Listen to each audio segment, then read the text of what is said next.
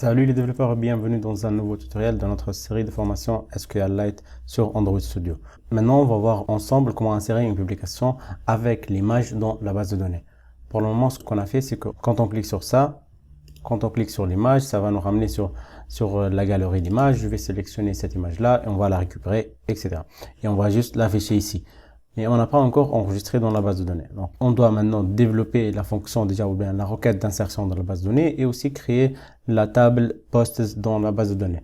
Donc, je vais faire ça rapidement parce qu'on a déjà vu comment faire tout ça avec les users. C'est juste que ça sera un peu spécial pour l'image. Donc, pour le reste, ça va être le même. Je vais aller sur ma base de données, Facebook Database ici. Comme je l'ai fait pour ici, Create Table User, je vais faire pareil pour Create Table Posts. OK? 3 points comme ça avec Train Indent. Je vais aussi appeler Create Table Posts. OK? Après, je vais passer les paramètres. Donc déjà, ici, je me suis rendu compte qu'on peut plutôt faire comme ça. Table User Tables Name.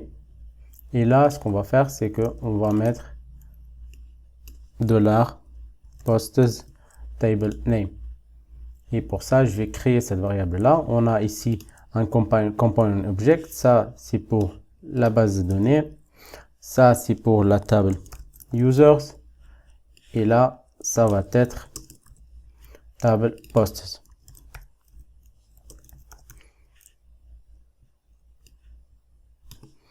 Là, on va appeler ça posts. J'essaie de faire ça rapidement. Si vous voyez qu'il y a des choses que vous n'avez pas bien compris, n'hésitez pas de me le dire dans les commentaires et je peux vous l'expliquer. Ou bien vous pouvez me contacter directement s'il y a quelque chose qui n'est pas clair. Donc là, posts ID, ça va être ID aussi. On a aussi le titre, title, et dernier, à la fin, on a description et image. Donc là, ça va être image, description, title et ID. Je reviens maintenant sur mon code. OK? Donc, je vais créer maintenant les différentes colonnes de ma table posts. Donc, ça va être posts ID de type integer, pareil, primary key, virgule. On a ici title. Ça va être un varchar de 50 et on a un description qui va être de type texte parce qu'on peut écrire beaucoup de caractères, on peut écrire un texte entier, pas seulement quelques mots.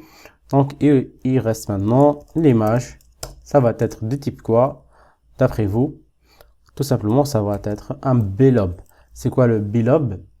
Le blob, c'est tout simplement un table de bits, un byte array. Donc, c'est tout simplement ça. On l'appelle dans la base de données, tout simplement blob. OK? Donc là, on doit l'exécuter aussi, comme ça. Create table posts. OK? Et ce qu'on va faire maintenant, c'est qu'on va recréer la base de données, ou bien recréer les tables de la base de données. OK? Donc, je vais ici recréer drop table if exists de pas seulement user mais posts table name. OK? Et ce qu'on va faire aussi, c'est qu'on va, pour qu'il prenne ça en compte, tout simplement, je vais pas recréer la table user, ça je vais le commenter, et je vais pas supprimer la table user non plus. Tout ce que je vais faire, c'est de recréer ça, et je vais lui demander d'aller sur create. Lui, il va repasser sur ça, il va recréer la table. Donc, pour faire ça, je vais changer la version de base de données. Sinon, il ne va pas passer par on upgrade. Parce que pour passer vers on upgrade, pour appeler on upgrade, on doit avoir une old version et une new version. Si on a la même version, si ça reste 1, on ne peut pas le faire. C'est pour ça que je vais modifier la version de ma base de données à 2. OK? Et maintenant, on va créer la fonction d'insertion. Là, je vais fermer tout ça. Et je vais créer la fonction de l'insertion de la poste. Donc, la function, on va l'appeler insert, bien add post, ça va être pareil, rien de spécial ici. Ça va retourner aussi un booléen. On va comme d'habitude instancier notre base de données en mode write ici, et on aura besoin de values. Values, ça va être contain values, ok, et on va mettre dedans les valeurs possibles. Là, on doit importer post values.put, comme on l'a fait exactement pour add user. Je suis pas en train de faire quelque chose de nouveau, donc c'est pour ça j'accélère un peu. Donc là, put, ça, on va mettre le title, et ça va être post.titre, CTRL D, CTRL D. Là, on a description, et je prends description. On a aussi l'image, et on va prendre l'image, ok. Et à la fin, comme on l'a fait pour les users, on va appeler insert post table. Ça sera nul, et après on va passer ça, et on va passer les valeurs, et après on va le parser à int. Pourquoi? Parce que tout simplement la valeur retournée par insert c'est un long, mais nous on a besoin juste d'un int, comme ça. Hop, à la fin on fait db close pour fermer la base de données, et on retourne le result différent de -1. ok. On peut ne pas le faire, ça aussi, to int, si vous voulez. On peut ne pas le faire, mais là, à la fin, vous devez ajouter L pour dire que c'est un long, vous êtes en train de comparer avec un long. Donc, je vais laisser les deux méthodes. Donc là, après, je vais appeler cette add post de add post activity.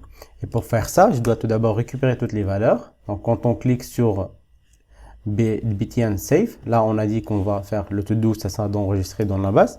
Donc, tout d'abord, pour arriver là, on doit avoir late init var db de point de type Facebook database. Et dès qu'on entre en create, on va l'instancier en passant this, qui est le contexte de notre activité.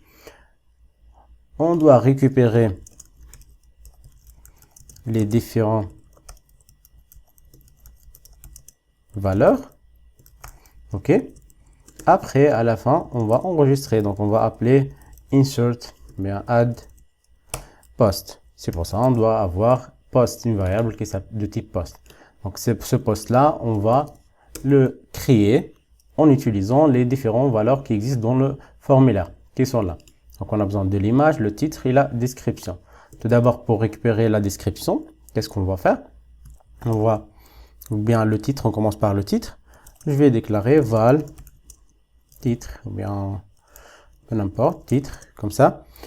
Et on a edit title, ça vous le connaissez déjà, point to string, comme ça, CTRL D, description, et on va récupérer la description de l'edit description. Ok, pour ça, il n'y a pas de problème. Mais maintenant, pour l'image, qu'est-ce qu'on va faire pour l'image? Comment on va récupérer cette image? Comment on va le passer? Sachant que le Facebook Database ici n'attend pas une image view, il attend une image de type blob. La valeur doit être de type blob.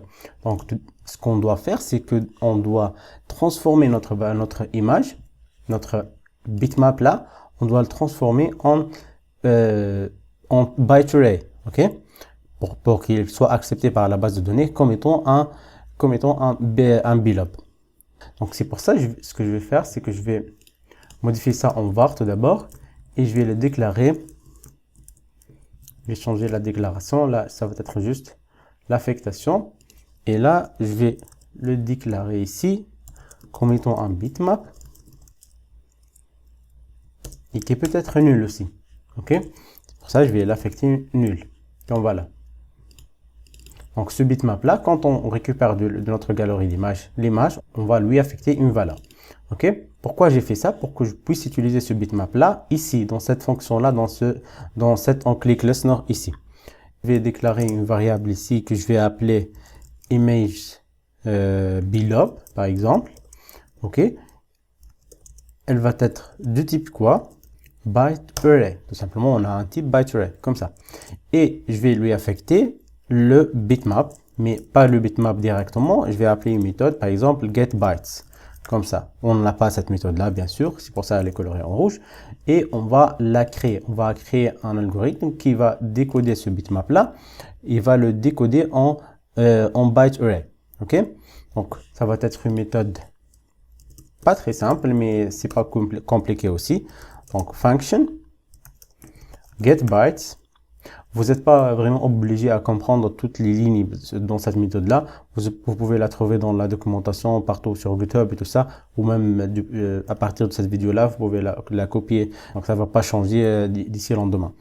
Donc, elle va prendre bitmap en paramètre et elle va retourner quoi? Un byte array. Comme ça. Hop. Et comment on va faire pour retourner ce byte array à partir d'un bitmap? On va déclarer un stream pour lire le contenu sous forme de byte array. Il est de type byte array input stream. Ou bien plutôt là, on a besoin d'un output. OK. Après, ce qu'on va faire, c'est qu'on va appeler ce bitmap là et on va le compresser. On va changer le contenu, on va le compresser et on va le changer en bitmap.compressFormat en PNG.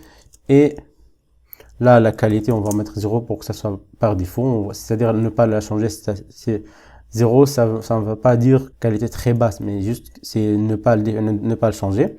Et on va lui passer ce stream-là pour qu'il s'en occupe. Et après, à la fin, une fois le bitmap est compressé, maintenant, on va retourner ce stream-là .toByteArray. OK?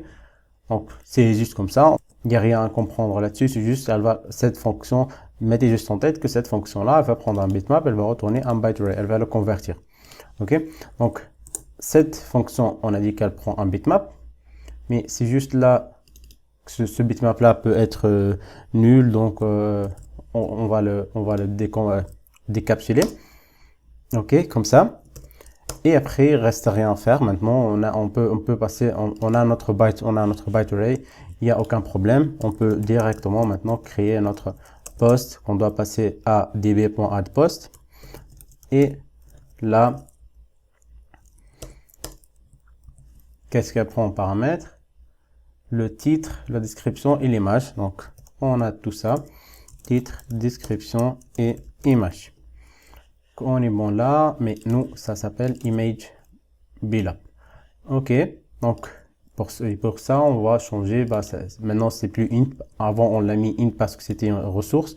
Maintenant, c'est plus un int, c'est plutôt un byte array. OK, donc bien sûr, ça va poser un petit problème parce que dans l'écran d'affichage, ici, le home activity. Là, on passe cet élément-là. Mais pour le moment, c'est juste que je vais plus le passer. OK, et je vais changer aussi l'adapteur parce qu'après, on va les récupérer de la base de données. Et je vais modifier ça de cette ressource. Je vais le commenter pour le moment. Après, on va revenir sur ça quand on aura quelques informations dans la base de données ou bien quelques postes enregistrés dans la base de données. On peut à ce moment-là les récupérer et recoder le byte array en bitmap et l'affecter à l'image view. Donc là, on est bon, il n'y a plus de problème. On va tester ça.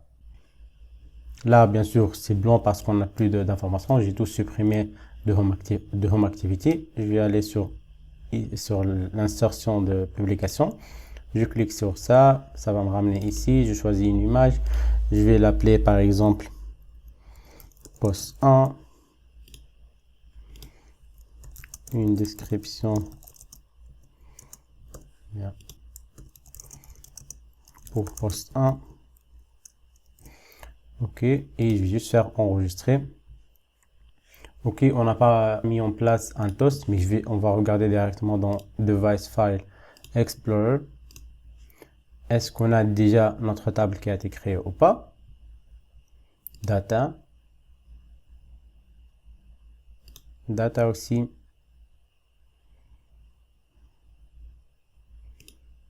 et database. Là, c'est notre base de données. Et je vais juste l'exporter en cliquant sur Save As. Je vais l'enregistrer dans le desktop. Save. Je vais remplacer parce que je l'ai enregistré déjà avant. Et on va ouvrir notre petit logiciel. On a dit qu'on peut utiliser ce petit logiciel en ligne là. SQLiteOnline.com. Donc, on va ouvrir, bien pas par là, ici, OpenDB, Open Database. Là, je vais choisir Desktop. Après, Facebook, Database, ouvrir. Et hop, là, on a bien la table post. On a aussi la table user qui n'a pas été supprimée. Normalement, on a toutes les données ici si on fait select. Vous voyez, on a toutes les données qui n'ont été pas supprimées parce que je l'ai précisé. J'ai commenté la ligne qui va supprimer la table. Là, je l'ai commenté pour qu'il ne supprime pas la base, pour que je puisse avoir encore les utilisateurs, pour ne pas être obligé de recréer les utilisateurs à chaque fois. Et là, on a notre table user avec Bilob là, et je vais regarder ce qu'il y a dedans. Vous voyez bien, on a post 1, vraiment on a cliqué 2 fois, 3 fois plutôt. On a cliqué plusieurs fois. Et là, on a un Bilob. Vous voyez, c'est ça l'image qu'on a enregistrée. Ok. Là, je vais juste supprimer, bien, on peut le laisser peut-être. Apparemment, on a cliqué 2 fois. Parce que j'ai pas vu le toast, j'ai cru que ça n'a pas été créé. Donc, ce que je vais faire, c'est que je vais à la fin ici. Bien sûr, on peut déjà tester sur les valeurs qui sont nulles ou pas. On peut faire titre point ou bien là. If titre is empty, ou bien la description is empty, ou bien l'image, pas l'image post, ou bien là, le bitmap est nul. C'est-à-dire, on n'a pas récupéré une image égale à nul.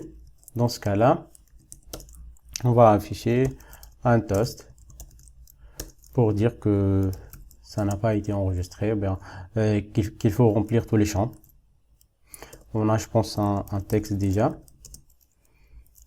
Field empty error, là. On l'a créé l'autre fois, on peut s'en servir. Et là, ça va être length short et à la fin, point show, bien sûr. Ok, et là, dans le else, on peut faire ça. Pour ne pas retomber dans le même erreur de la création de la poste 3 fois. Ok, et bien sûr, une fois créé, on peut vider ces champs-là. Titre.text. Je vais mettre un commentaire. Clear form. C'est-à-dire, supprimer le formulaire. Ok, donc titre, c'est pas titre, c'est edit title.text. On reçoit ça. Et le edit description, on reçoit ça. Bien,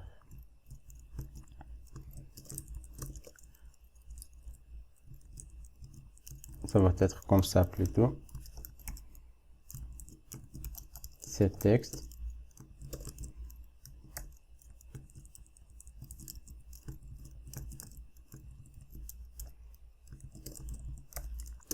Et le bitmap, il va reprendre la valeur nulle.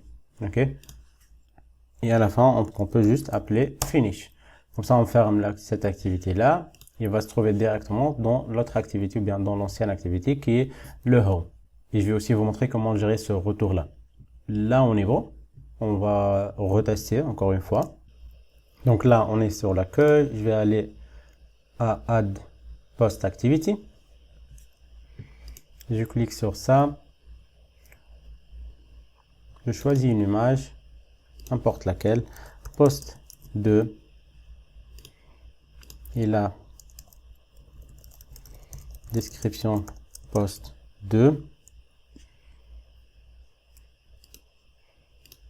Ok, et je vais faire enregistrer